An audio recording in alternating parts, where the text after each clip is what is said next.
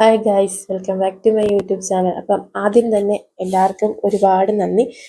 എൻ്റെ ഈ ചെറിയ ചാനൽ 1000 സബ്സ്ക്രൈബേഴ്സ് ആയിരിക്കുകയാണ്. എന്നെ സപ്പോർട്ട് ചെയ്ത എല്ലാവർക്കും ഒരുപാട് നന്ദി.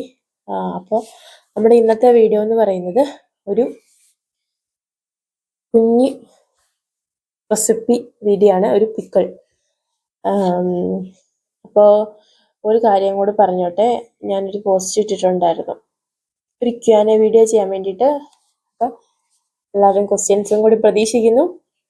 അപ്പം നമുക്ക് ഇന്നത്തെ റെസിപ്പി വീഡിയോ കണ്ടാലോ. Bye guys. അപ്പം ഇന്നത്തെ നമ്മുടെ റെസിപ്പി പിക്കിൾ എന്ന് പറയുന്നത് ഗ്രീൻ ആപ്പിൾ പിക്കിളാണ്.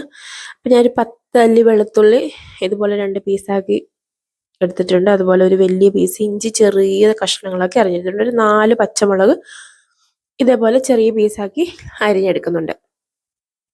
അതുപോലെ തന്നെ ആപ്പിള് നമ്മൾ കടുക് മാങ്ങ അരിയത്തില്ലേ, അതേപോലെ അരിഞ്ഞെടുക്കുക. ചെറിയ പീസുകളാക്കിയിട്ട് അരിഞ്ഞെടുക്കുക. അപ്പം ഗ്രീൻ ആപ്പിള് ആയതുകൊണ്ട് ഏകദേശം മാങ്ങാച്ചാറ് പോലെ തന്നെയാണ് ഇതിൻ്റെ ടേസ്റ്റൊക്കെ വരുന്നത്.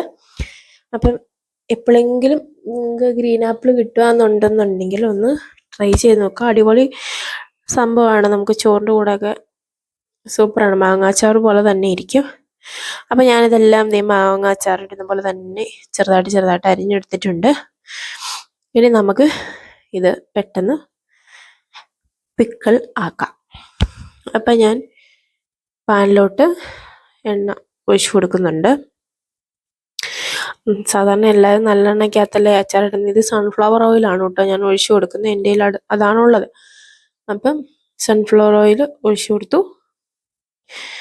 എന്നിട്ട് അത് നന്നായിട്ട് ചൂടായിട്ട് വരുമ്പോഴത്തേനും അതിലോട്ട് നമുക്ക് കടുക് ഇട്ട് കൊടുക്കാം. കടുക് ഒന്ന് ജസ്റ്റ് പൊട്ടാൻ തുടങ്ങുന്നതിന് കുറച്ച് ഉലുവയും കൂടി ഇട്ട് കൊടുക്കുക.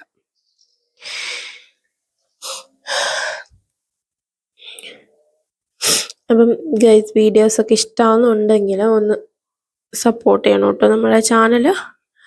അതുപോലെ സബ്സ്ക്രൈബ് ചെയ്യുക. ഇനി നമുക്ക് ഉലുവയും കടുകെല്ലാം കൂടെ ഒന്ന് പൊട്ടി വരുമ്പോഴത്തേന് നമ്മൾ നേരത്തെ അരിഞ്ഞു വെച്ചിരിക്കുന്ന ഇഞ്ചി വെളുത്തുള്ളി പച്ചമുളക് ഇത് മൂന്നും കൂടി ഇട്ട് കൊടുത്തിട്ട് നമുക്ക് നന്നായിട്ടൊന്ന് വഴറ്റിയെടുക്കാം. അതൊന്ന് നന്നായിട്ട് മൂത്ത് വരണം. അതായത് ഒരു ഗോൾഡൻ കളറൊക്കെ മാറിയ പച്ചമണമൊക്കെ ഒന്ന് മാറിയ പച്ചമുളകിൻ്റെ ആ ഒരു കുത്തലൊക്കെ ഒന്ന് മാറി വരത്തില്ലേ, അതേപോലെ നമുക്കൊന്ന് ഗോൾഡൻ കളറാവുന്നിടം വരെ വഴറ്റിയെടുക്കാം. വഴറ്റിയെടുത്തതിന് ശേഷം നമുക്ക് അതിനകത്തോട്ട് മുളക് പൊടി ചേർത്ത് കൊടുക്കാം. അപ്പം ഞാനിവിടെ ഒരു 4 ടീസ്പൂൺ, ചെറിയ സ്പൂണാണ് കേട്ടോ എൻ്റെ ഇടുന്നത്, അതുകൊണ്ടാണ് ഞാൻ ടീസ്പൂൺ എന്ന് പറയുന്നത്. ഒരു 2-2.5 ടേബിൾ സ്പൂൺ മുളക് പൊടി മതിയായിരിക്കും. അപ്പം നമ്മൾ മുളക് പൊടി ഇട്ട് കൊടുക്കുമ്പോഴത്തേനും ഗ്യാസ് സിമ്മിലിടുക. മുളക് പൊടി കരിഞ്ഞു പോവരുത്. പിന്നെ അതിനകത്തോട്ട് ഒരു ഇച്ചിരി മഞ്ഞൾപ്പൊടിയും കൂടെ ചേർത്ത് കൊടുക്കുക. ഒരു സ്വല്പം മഞ്ഞൾപ്പൊടി ചേർത്ത് കൊടുക്കുന്നുണ്ട്, ഒരു 1/4 ടീസ്പൂൺ. അപ്പം ഇതെല്ലാം നന്നായിട്ടൊന്ന് പച്ചമണമൊക്കെ ഒന്ന് മാറി സെറ്റായിട്ട് വരുമ്പോഴത്തേനും നമുക്ക് നമ്മുടെ ആപ്പിൾ ചേർത്ത് കൊടുക്കാം. ആപ്പിൾ ചേർത്തൊന്ന് മിക്സ് ചെയ്താൽ മതി. ഇത് ഒത്തിരി ഇട്ട് വേവിക്കരുത്, വേവിച്ചാൽ അതിൻ്റെ ടേസ്റ്റ് പോകും. ജസ്റ്റ് ഒന്ന് ചൂടാക്കി എടുക്കത്തില്ലേ, അതേപോലെ എടുത്താൽ മതി. അത് നമ്മൾ മാങ്ങാച്ചാർ ഇടുന്ന പോലെ തന്നെ. എന്നിട്ട് ഇതിനകത്തോട്ട് നമുക്ക് ആവശ്യത്തിന് ഉപ്പും അതേപോലെ തന്നെ വിനാഗിരിയും കൂടി ഒഴിച്ചു കൊടുക്കുക. വിനാഗിരി ഒരു 2-3 ടേബിൾ സ്പൂൺ വിനാഗിരി ഞാൻ ഒഴിച്ചിട്ടുണ്ട് കേട്ടോ. അതായത് നന്നായിട്ടൊന്ന് ആ ഗ്രേവി എല്ലാം കൂടി ഈ ആപ്പിളിൽ പിടിക്കാൻ വേണ്ടിയിട്ട്.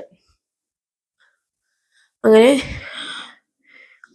ജസ്റ്റ് ഒന്ന് ചൂടായിട്ട് വന്ന് കഴിയുമ്പോഴത്തേനും നമുക്കത് ഓഫ് ചെയ്തിട്ട് ഉപ്പൊക്കെ നോക്കാം. അപ്പം നല്ല അടിപൊളി ടേസ്റ്റി ആയിട്ടുള്ള പിക്കിൾ